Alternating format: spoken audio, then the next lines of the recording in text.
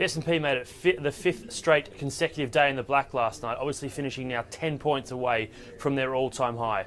Once again, we saw really good macro data coming out of the US. We obviously saw there are jobless claims coming in, 16,000 jobs less than expected at 339,000. We also saw again earnings estimates beating expectations with the likes of Verizon. We also saw Apple picking up also from what we saw with their offtake agreement on Wednesday night as well, really helping the Dow drive further forward. Over the last sort of 2 weeks, we've now seen 237 US companies reporting for their earnings seasons. Of that, 73% have exceeded analyst expectations for earnings. However, 56% have actually missed earnings revenue. So it's a little bit of a mixed story coming out of the US as we expected. It's obviously sort of muting that sort of growth forward, but all in all, it does look reasonably good for the US going further forward.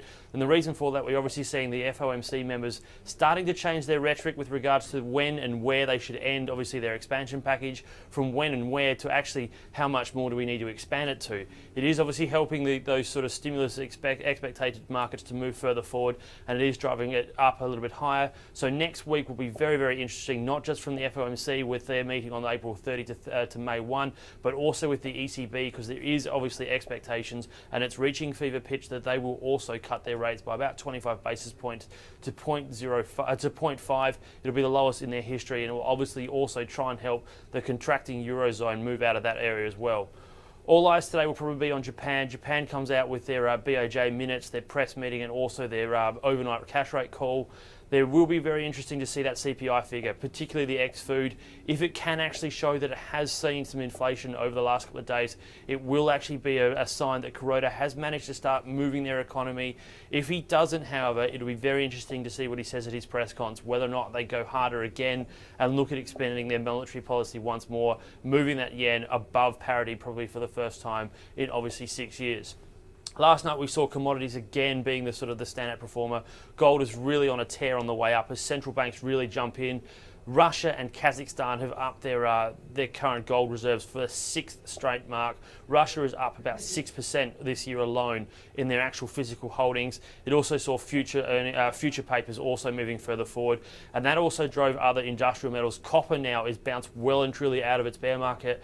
It obviously jumped up 4 and a bit% last night, well and truly above the 7,000 US dollars a metric ton. It's about 71.86 at the close of LME last night. Really good for our market. We have had some fairly overbeaten copper stocks here. Watch the likes of Sandfire, Oz Minerals, and also Panos. They're probably the ones that might pick up well today. Also heading into that with regards to what we saw on gold, watch those gold stocks. They have been oversold and they may pick up. Heading into our open today, we do expect the ASX to be up relatively well today, probably about 29 points to up 15.29. Obviously, we've done pretty well this week, and considering it's been a fairly light day because of Anzac Day yesterday, be prepared that the trading day might actually be quite light. A lot of people will obviously taken both days off and therefore might not be at their desks. You may find that call actually reverses because of this. Watch Pure Place today. We saw the iron ore price off again last night, about 1.32%. It's currently sitting at 134 US dollars a ton. So watch Fortescue and Atlas Iron. However, BHP's ADR is pointing up. It's looking like gaining about just a touch under 2% at 32.33. Obviously, is there a possibility of capital management?